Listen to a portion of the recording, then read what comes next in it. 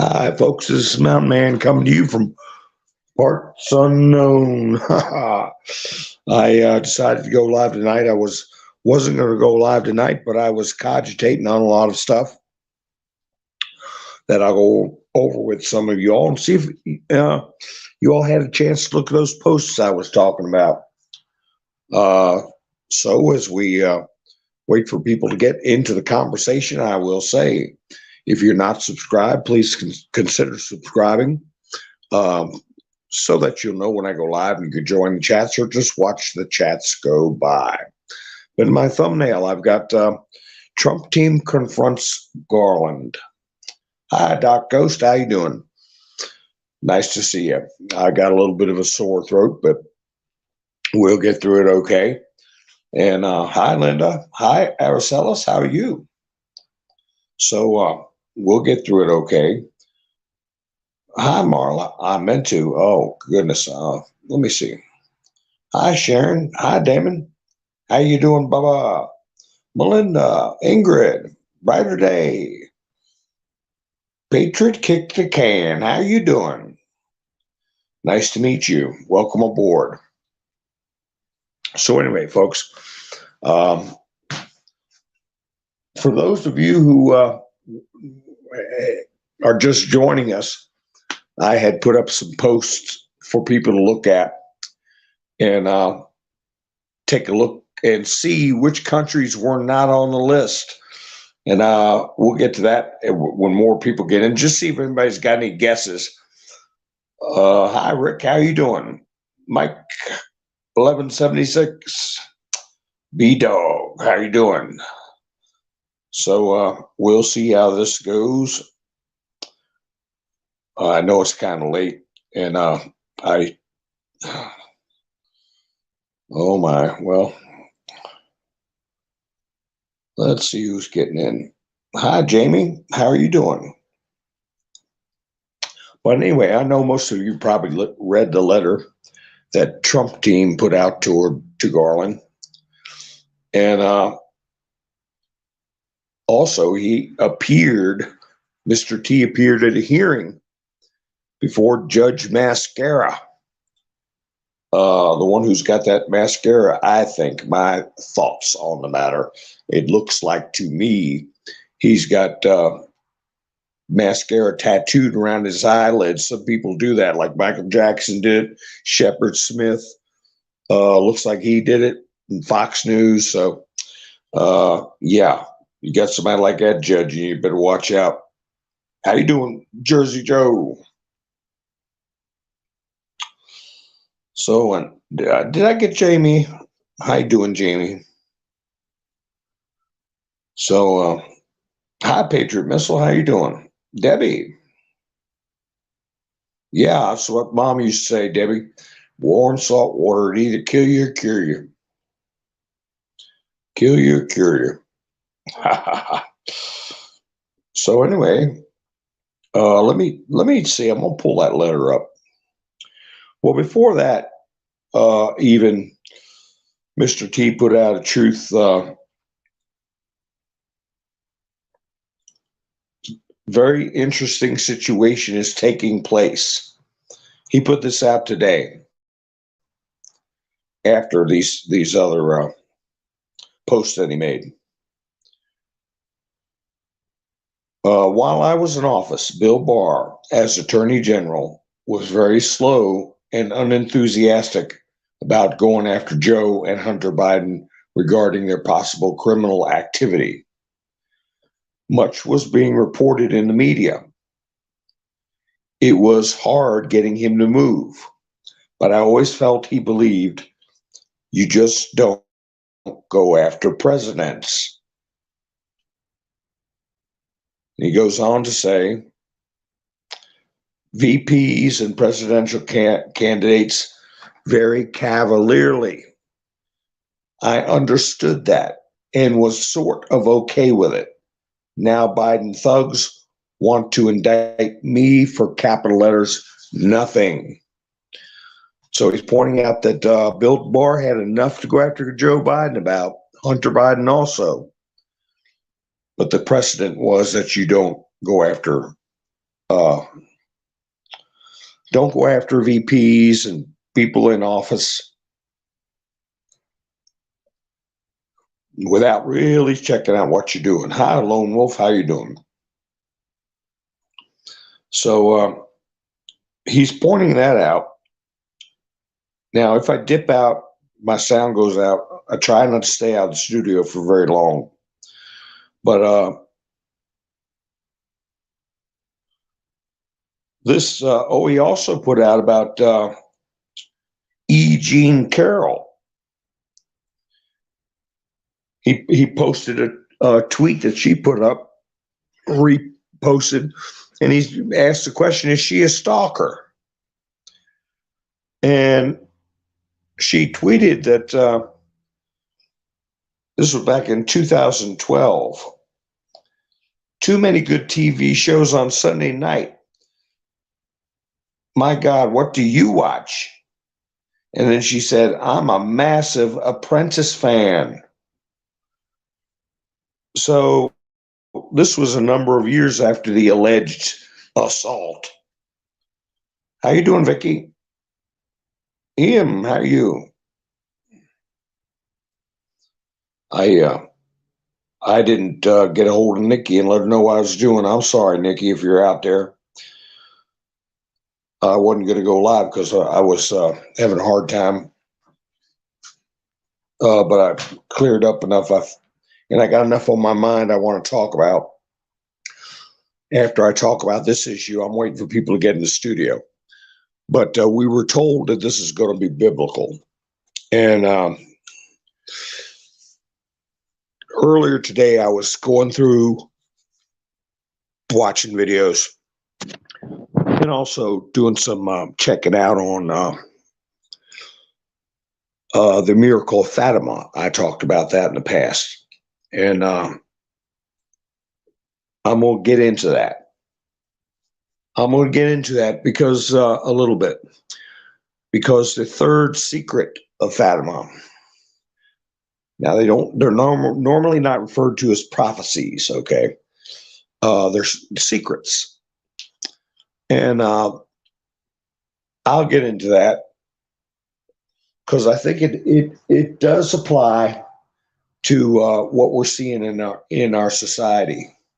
But I think the world's rising to the occasion. I'm not saying this is some kind of end time event that we're going through. I've mentioned in the past that 1,000 years is like a blink of God's eye, and no one knows the day and the hour. So, but we got to be prepared for anything. So, with that in mind, you think of America. And I said once, and one other broadcast, I said that the first time in human history that the notion of self-governance, no principality, the people are in charge, and I have to correct myself.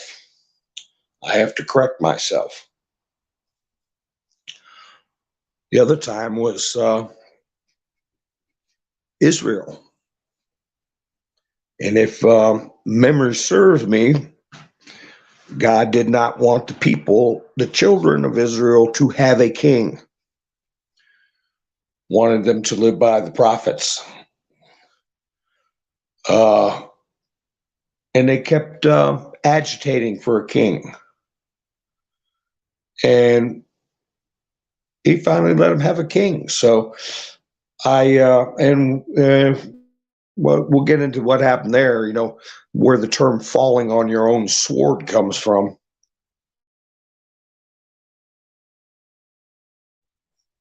Hi, Donna. How you doing? Hi, Tennessee. Camperman. Hilarious, too. How you doing?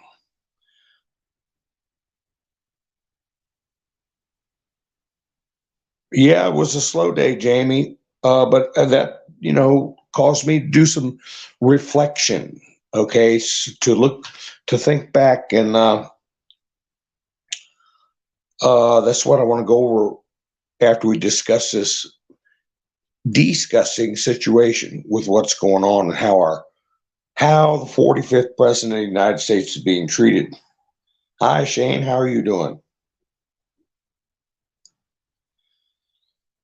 So I corrected myself there that I said that this was the first time people were attempting to govern themselves. But I was wrong. Moses led the Jews out of Egypt, and they were self-governing, but according to the Ten Commandments. And they demanded to have a king, and things kind of got iffy after that. So anyway, now that I've corrected myself on that, let me get to this Judge Mascara. Did any of you all see where DJT made an appearance, I guess, by a Zoom call? And a big television screen in the courtroom, and the judge, in my mind, treating President Trump like a child, or tempting. Basically telling him he wrote a, quote, protective order for Fat Albert Bragg, and that if he violated it, very strongly intimating that one of the sanctions would be available would be to put him in jail. And then, things like, did you get the order? And then Trump said, yes, I have it. And then they go on to, did you read the order? Do I have to go down every single point? And it's just obnoxious and disgusting. And just like every other witch hunt that's going on. I mean, I said I was going to write down which judges would making a list, checking it twice, that I feel are not going to be judges for very long after this is over with, because they're going to be cleaning out house. They're going to be cleaning house. But it's obviously not wise to write down a list of judges, because it could be taken wrong. So I go by cases. You've got the E. Jean Carroll case, which she petitioned to sue again and get more money. You still have the situation stemming from the Stormy Daniels case flopping around out there. You've got the Alvin Bragg case. Excuse me, folks.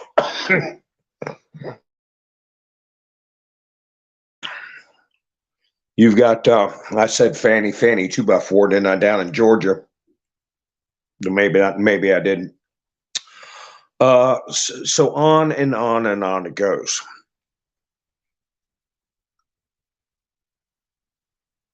So this is a breakdown in our system. It's the black hats showing their hands, showing their viciousness. You have this blatant corruption being shown as far as the Biden family. You've got Joe Biden making bold statements, accusing more in my mind, more than half the country of being mega extremists and doing these little false setups and these Nazi flags spread out and all these foolish things going on. And what makes me despondent sometimes is the lack of outrage or concern by our fellow citizens. And I'm going to mention this, and if you'll see it tie in later in my talk. I talked about how I had a videotape of the ceremony they did at the Bohemian Grove underneath this big owl. And they had a baby on the altar, and there are people sitting in, I mean, lawn chairs and dressed like, Mr. Wilson from the next door and the, what was that kid? Dennis the Menace, I mean, they looked like average people, and there were like hundreds of them there watching this performance. And I decided not to play that. This guy dressed like some kind of priest, and the ceremony is called the Death of Care. And I liken that to what's going on in our country right now. It wasn't so much a focus on doing something to an infant. It was what I deduce the desire to get people to not care about their purpose on this earth, to not care about their offspring, to not care about a legacy, to not care about the future, and to not care about their own souls. And if you can get a society to not even care about something as helpless and innocent as an infant, everything else is a piece of cake. So we're marching down this road to the death of care. And that'll bring me to the secrets of Fatima in a moment. But this letter that Trump team sent to Garland, it's almost like a showdown. Let me see. Let me check the.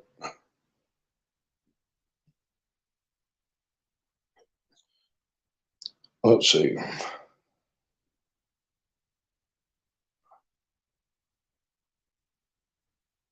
Let the debt ceiling fail. Okay. Hi, Shane. How you doing? Use four A's, Shane, when you put that word in there, or just one of the A's. Use a letter four. It'll throw the algorithm off, or any other kind of keywords. So anyway, yeah, I see what you're saying there, Red. I don't care who they were. They're not a priest. They're a clown in a robe. And once we find out how weak and foolish and vapid the powers of Lucifer are, it says in the Bible, we'll be shaking our heads and laughing like, wow, how do we fall for that? So that's the way I look at that.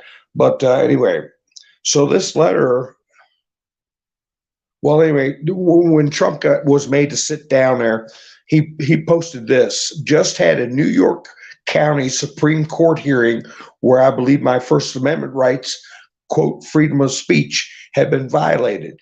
And they forced upon us a trial date of March 25th, right in the middle of primary season. Very unfair. Now, I'm interrupt for a second because, I mean, that's got to be obvious to anybody. And this is about, no, I forgot to mention the documents case with the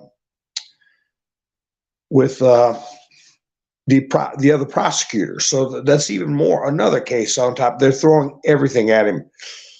And he goes on to say, very unfair, but this is exactly what the radical left Democrats wanted. And it's called,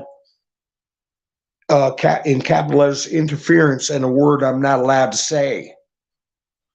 And nothing like this has ever happened in our country before.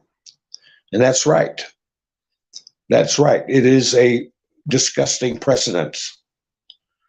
And the other case is the Jack Smith situation, where they're trying to, a lot of people feel, get him on obstruction of justice over the documents at Mar-a-Lago. Now, I try to look for bright spots, and I try not to get despondent. And the things I think of, I pass on to you all.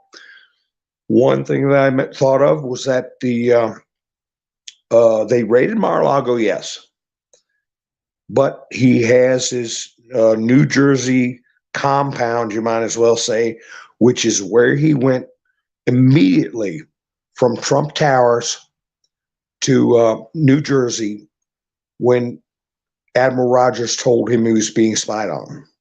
And I said, that has not been touched. So I think that's the real second White House. But anyway, so the letter that they sent is, I guess, to be kind of put in a legal context, it's where they're giving a notice of cease and desist. I think it's not a technical term for that, but in life, sometimes you'll have people doing or saying things to you or about you, and you have an attorney send them a cease and desist letter. And so it kind of reminded me of that. And let me pull it up and read it. It's let's see, via courier to the Honorable Merrick B. Garland, and I guess this is that's equivalent of personal service. You know, you have a human being that makes you sign for something, a courier, not the U.S. Postal Service by registered mail or anything like that. Dear Attorney General Garland, we represent Donald J. Trump, the 45th President of the United States, in the investigation currently being conducted by the Special Counsel's Office. Now that would be Special Counsel Jack Smith. This is over the document situation. Let me get back to where I was. Oh my gosh, I lost my spot. There we are, Special Counsel's Office. Unlike President Biden, his son Hunter, and the Biden family, President Trump is being treated unfairly. And of course, I don't know how many news outlets have read this letter to the public, but it's a historic letter. No president of the United States ever in the history of our country has been baselessly investigated in such an outrageous and unlawful fashion. Unlawful fashion.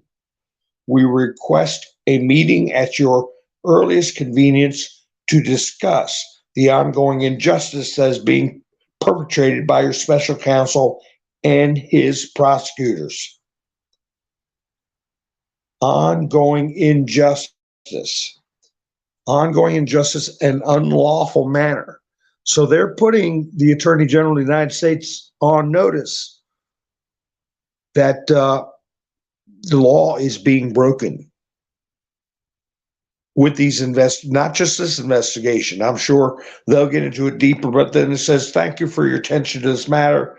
This is by John P. Rowley and James M. Trustee, representatives of Congress. This is a carbon copy. All the representatives of Congress and Todd Blanche Esquire. So Congress is all getting a copy of this letter, and Garland is being put on notice that the actions of the special counsel are unlawful. And what could they possibly go over with at that meeting? And he has, I'll have to admit, I can't confirm, I can't say I don't remember or I haven't heard whether or not Garland is going to accept that meeting. Uh, I can't see how he cannot meet with them.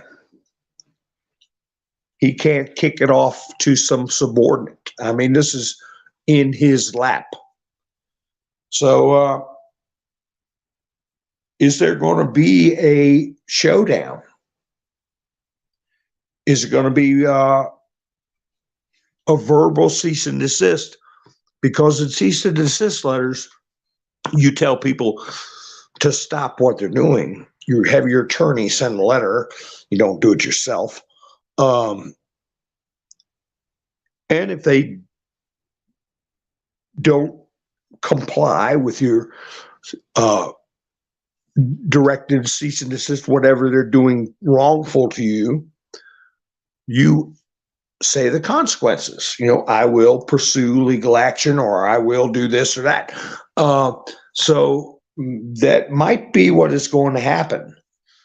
They will complete this cease and desist action verbally and in person with a stenographer or something. I don't know. I'm just saying what it looks like to me. They're not going to go there to kiss his ring, that's for sure.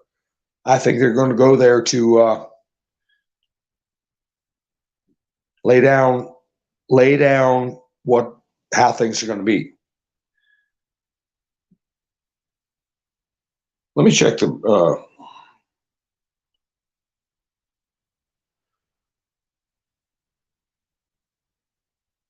some media was on Hillary's payroll, yeah.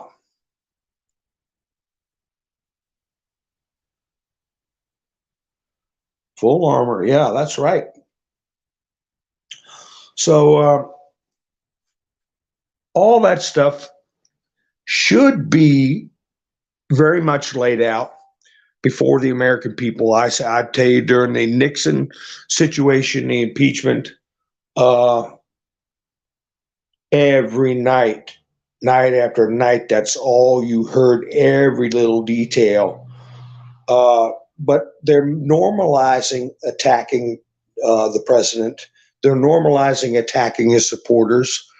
And they're caught in so many instances where they politicize different agencies, almost all the three-letter agencies, to suppress one political point of view, which is growing. So when you get a little down and out, you think, well, man, are we on the end in the end times? Maybe. But I get back to the secrets of Fatima. The third secret of Fatima. I was listening to a broadcast. There's a friar, a monk called Padre Pio, P-I-O. Some of you may have heard of him. And they had some discussion about the third secret of Fatima. And he came up with, I could get into that quite a bit. But I had a bunch of things run through my head that, as I've said before, perusing the Bible, perusing the Word, and the miracle of Fatima is a sanctified event that Saint Lucia and the other children of Fatima, it's been verified by the church that was real. Okay. And so, yeah, it's okay for me to discuss it and to explore it. Every pope has seen the third secret of Fatima, which was written down by Lucia. And it was 2 pages, I found out. And she put it in an envelope, and what had been released as far as the third secret of Fatima was that there would be a man in white robes going over the bodies of martyrs to a cross, a rough-hewn cross on a hill, and he would be shot by soldiers. And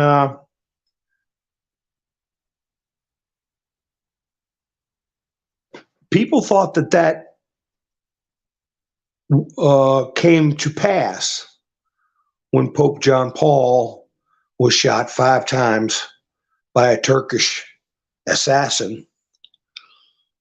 And come to find out that they were talking only about the first page she wrote.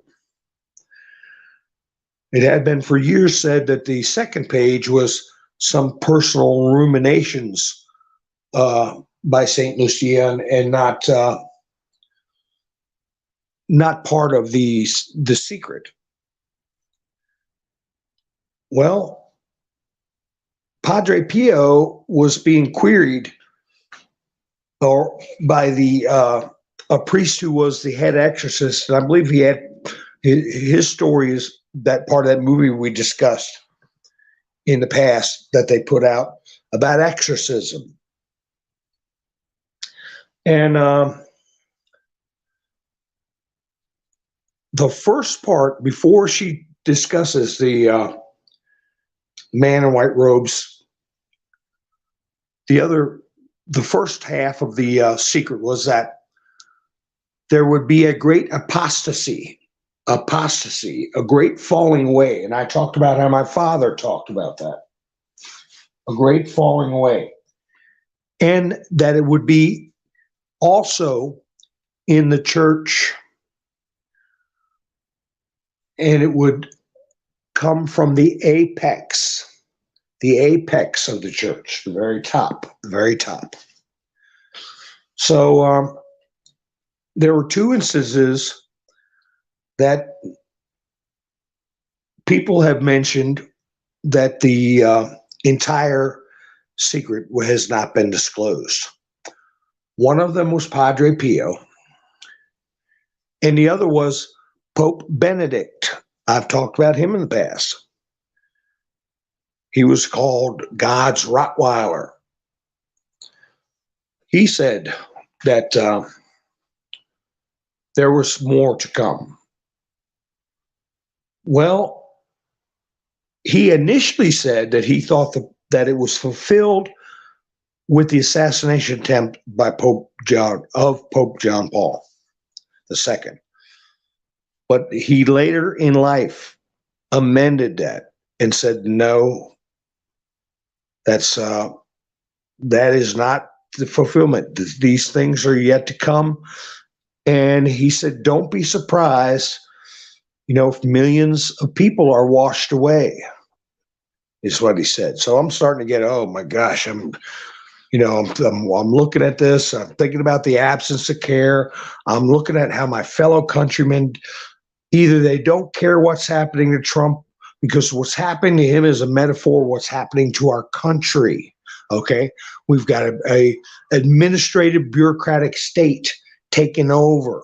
Okay, we've got somebody who's being falsely accused. We got somebody who's being persecuted. And by proxy, we are being persecuted psychologically.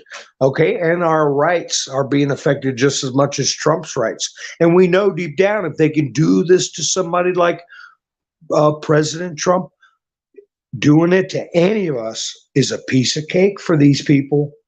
So I'm like, oh my gosh. But so we all know that there's going to be tribulations, and not just the end time tribulation. We're going to go through tribulation. All through history, there's tribulations. That's why we have faith, and there would be no need for heaven if it was heaven here on earth. So the other discussion was about Padre Pio. And I can't remember every single word, but what it got down to, what he felt was in the second page, that he saw it as a crucifixion of love. A crucifixion of love would occur. And so at that time, I am, like, oh man, what are we facing? What are we looking at? And we see the callous way that that judge is treating a representative of the American people, like treating him like dirt in his pious way, on his bench with his mascara tattooed, and all the people who are uh, rubbing their hands together and grinning and hoping that this symbol of bringing America back to a level of strength and peace and prosperity. How many of them would just love to destroy that? And then I think, we're going to see a crucifixion of love. That was from Padre Pio. Nobody's disclosed the second letter. The closest to a disclosure would have been he was Cardinal Ratzinger, and he became Pope Benedict the 16th. And he recently passed away, as you know.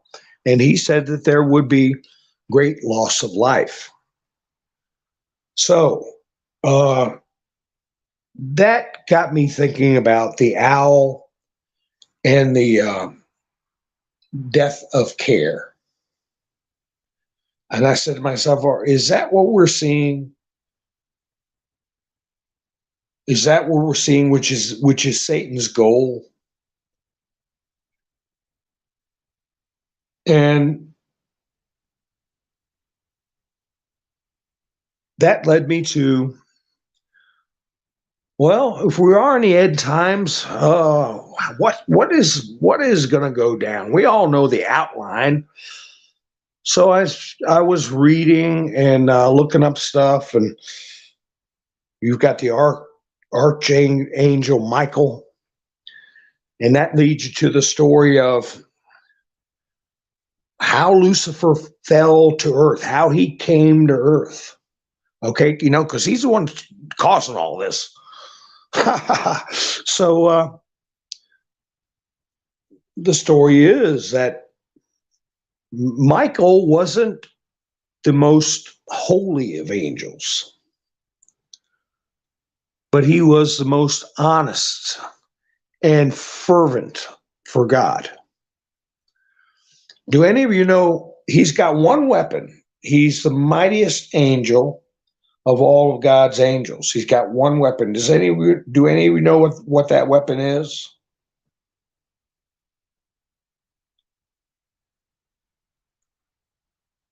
Yeah, Lori, that's true. Don't be so positive, Red. Don't be so positive. And I tell you, I understand you're saying what you want to say, but sometimes you listen. You can't listen while you're typing. Just a little tip for the future. But I'm talking about Archangel Michael. That's right. A sword. A sword. Cares at all? A sword. Tennessee says a sword. Ian's goofing here, said bazooka. A sword of what?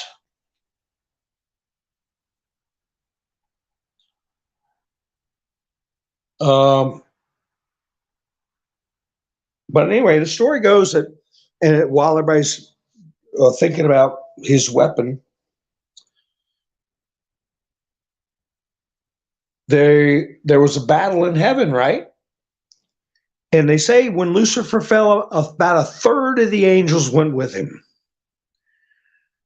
and 2/3 stayed with God. And during the battle, there were a number of angels who were having doubts, might even say fear. They were weakening. They were weakening. This is on top of the third that fell with Lucifer. So in other words, it could have been a greater than 50-50 chance the angels would be outnumbered.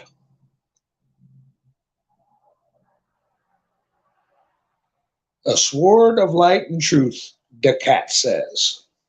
That's what it is. He struck his sword down, and his name, and it burst into light, the light of truth, and shone light upon all the angels that were in doubt, and turned the tide. And he shouted something when he struck his sword of light and truth down. It was the sword of truth. When he struck the truth down, it burst the light and took away the doubt and fear and galvanized God's army. And he shouted. This is where we get his name. The Jewish translation is, well, let me try to get it right.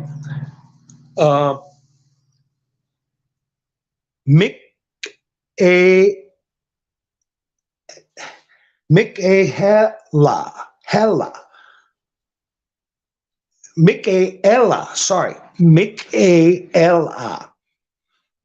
That's where we get the name Michael. And the words translated into who is like God. Bam, he banged the sword down and said, who is like God? Or who is better than God? And that truth is what turned the battle. There was no one better. And that's where we get the name Michael. Some say Miguel, some pronounce it different ways, but that's from the Jewish translation, who is like God or who is better than God. But the point is, to this part of the story, in my mind, as I was ruminating on our current situation, is that there was a point when people, when the angels were, they were kind of a little shaky there. And Michael's leadership and his weapon and his firmness in the truth, his unwavering loyalty to God won the day. And the light of his truth galvanized the people, the angels, the other angels. And Lucifer was cast out. He was defeated.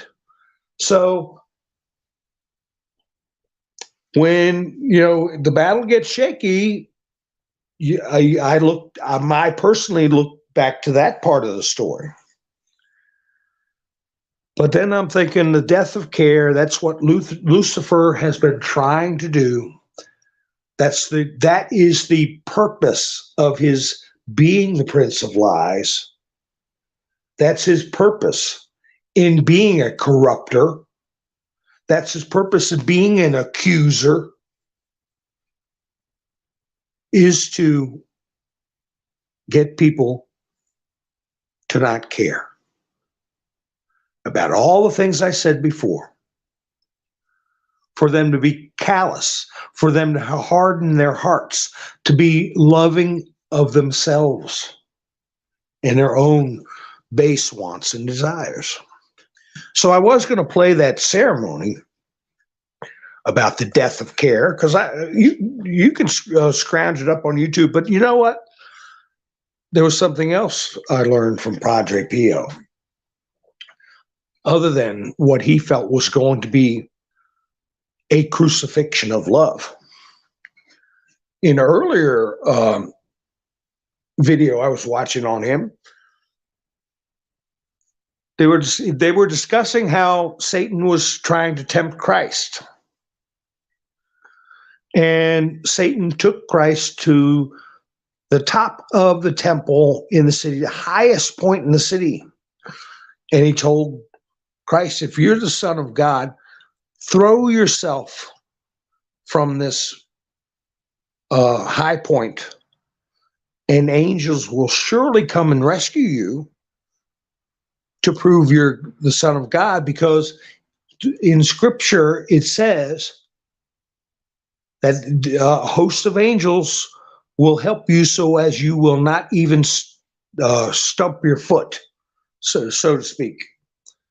And Christ answered him back. Scripture also says, don't tempt God. So that showed that Satan knows the Bible, for one thing. He likes to take it and twist it and mess with people's minds using the Bible. But it also, the point is, don't tempt temptation, okay? And I'm not going to play that clip of the death of care because I've described it. Why would I let this person's incantations and his theatrical performance, which is inherently evil, pollute my mind? Why would I let something like that? Why would I promote it? Why would I discuss it to any further degree than what it is an evil desire of Lucifer is to get people on board with that. So why would I promote it? Why would I say anything more than what I'm saying right now? So no, I won't play it. I won't tempt temptation. People think they can outwit the devil, and they walk into temptation. You're supposed to walk away from it. You're supposed to rebuke that type of stuff. Like when Michael was retrieving Moses' body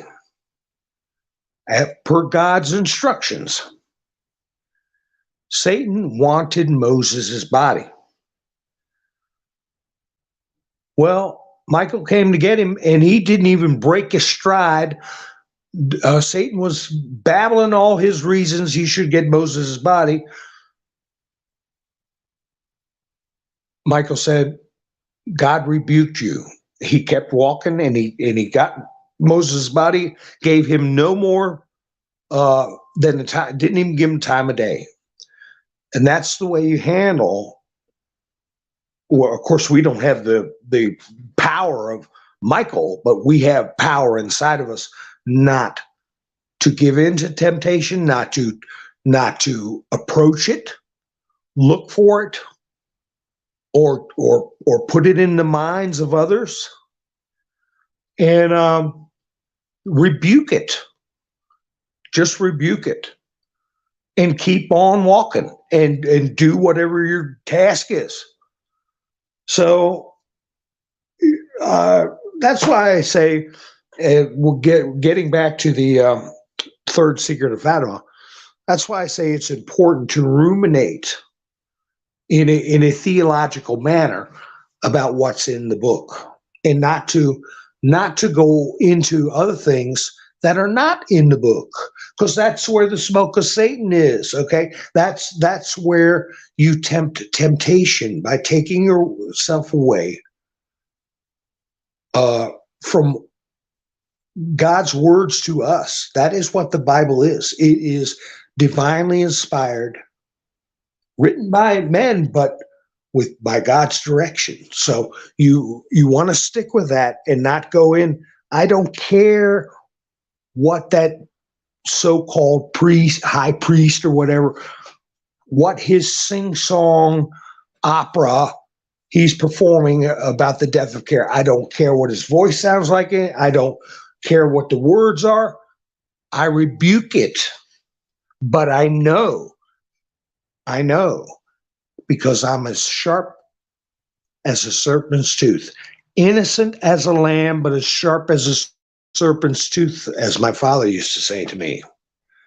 So, still rather despairing about the death of care and the coming crucifixion of love,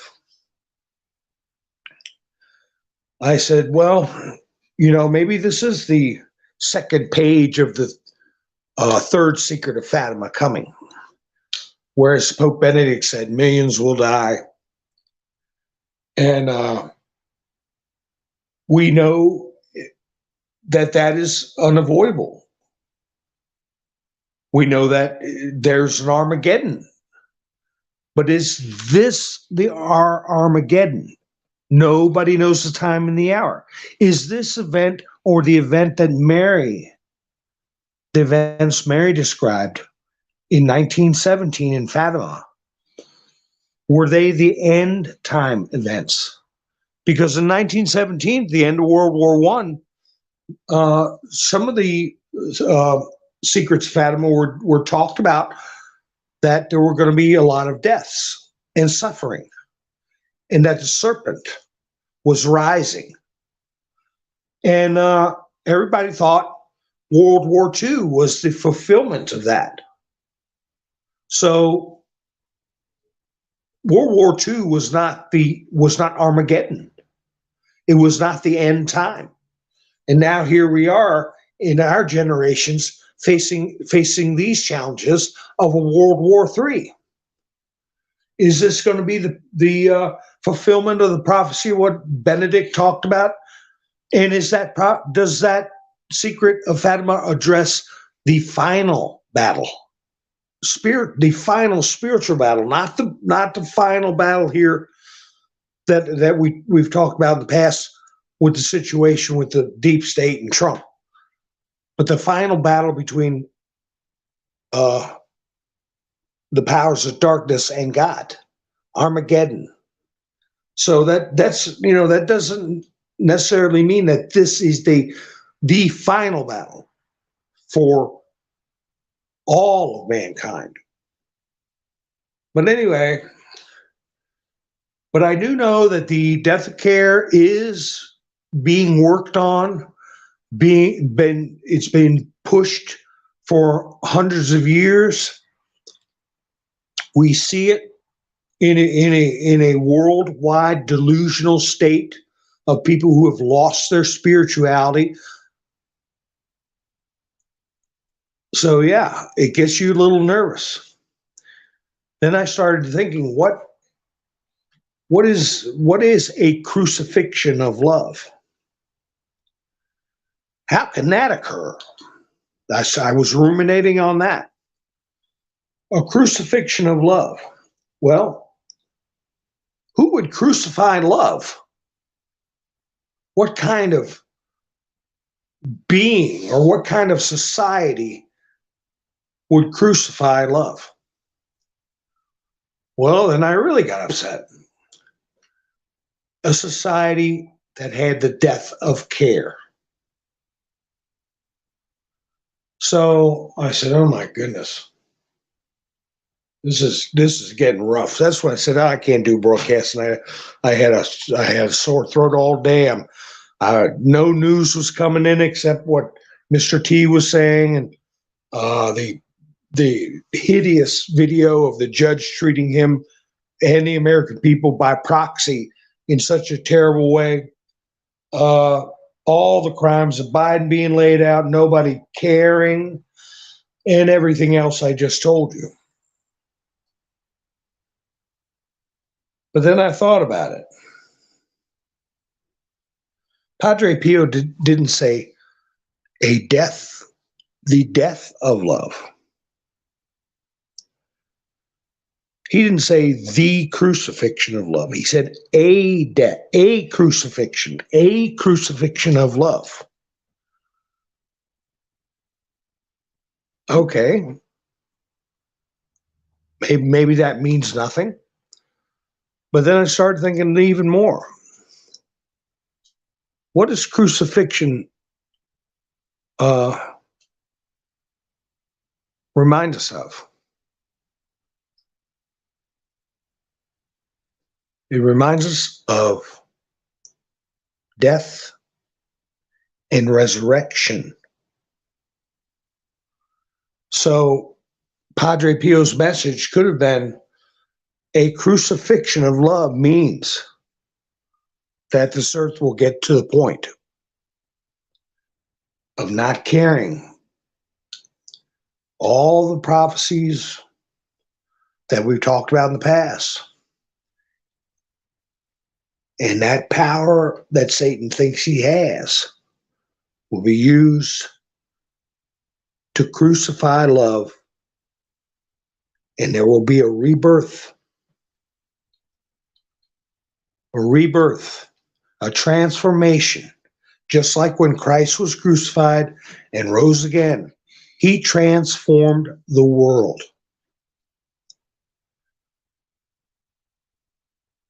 So I think it's important he used those words, at least it's important for me spiritually, that he did not say the death of love or the end of love. He specifically said a crucifixion of love. And that represents to us eternal life, resurrection. And so I said to myself, if I can remember this stuff, I'm going to do a live stream tonight. And I'm going to talk about what was running through my mind, all from ruminating on the word and trying to put it in context with our present day situation. Not going off in directions of a siren song that is being performed by agents of Lucifer or whatever, because he can come in any form to fool you. And but he can't corrupt the word. He can't corrupt the word, and he can't corrupt your heart. So with a pure heart, a good, a strong heart with faith in God and the word, which is the truth, you can't go wrong. And when you least expect it, your mind will provide an answer for troubling situations if you rely on the word. And there was another quote from Padre Pio that I'm telling you folks, this just now hit me. What I'm going to tell you right now just now came in my mind. I took a screenshot of a quote from Padre Pio that confused me. I said, this doesn't make sense. And I just remembered that I took that screenshot. And I'll read it to you, and you'll know why. 3 days ago, it didn't make sense to me, but just this minute makes sense to me now. He said, "You will say the most beautiful of creeds when it is dark around you. Such a creed is like a lightning bolt that tears through the darkness and in its brightness lifts you up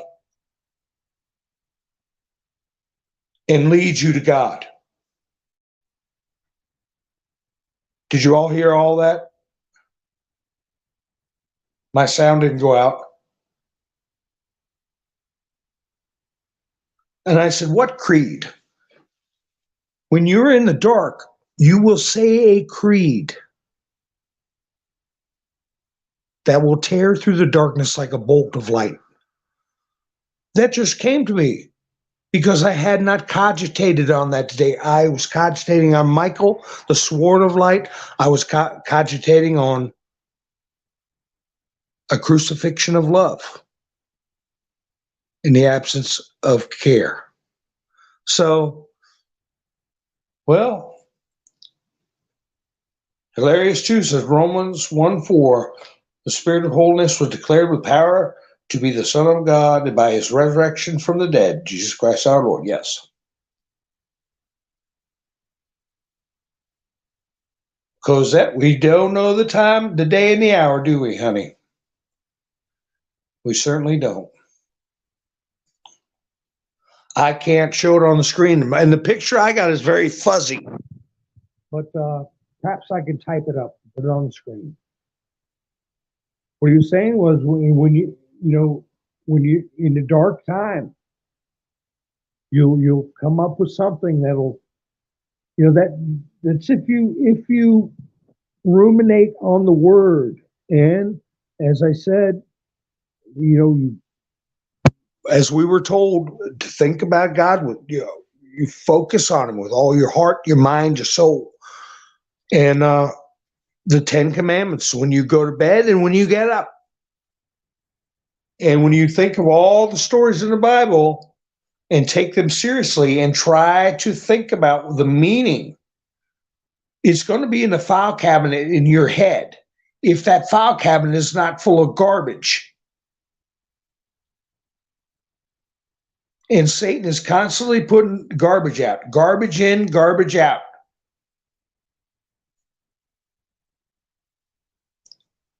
So anyway, folks, I appreciate you all spending your precious time with me, and let me I was just talking out loud. I don't have any notes written down, nothing, just what was going through my mind today and what I came up with. And we'll talk about the Miracle of Fatima during other live streams and stuff like that. And we got to stay strong. It's difficult times. We got to stay strong. We got to help each other. And anybody who wants help, not, sometimes everybody needs help, right? Spiritual help. But they got to ask for it. So anybody comes with a fair-minded questioning of what's going on, people that still care, right? So anyway, thank you all again for spending your precious time with me. You all have a great night. And I'll be broadcasting soon. If you're not subscribed, please subscribe so you can get notifications when I go live. I've got a Rumble channel, which is called Mountain Man Speaks, all one word. Oh, my goodness, I haven't said anything about it, but I got a link in the description. If anybody wants to help the channel out, it's a buy me a coffee link, and I appreciate everybody's helped me out in the past. I hope you all have a great evening, and I will be seeing you very soon. I just don't know exactly when. Thank you, Tennessee. And you all have a great evening. This is Mountain Man, over and out.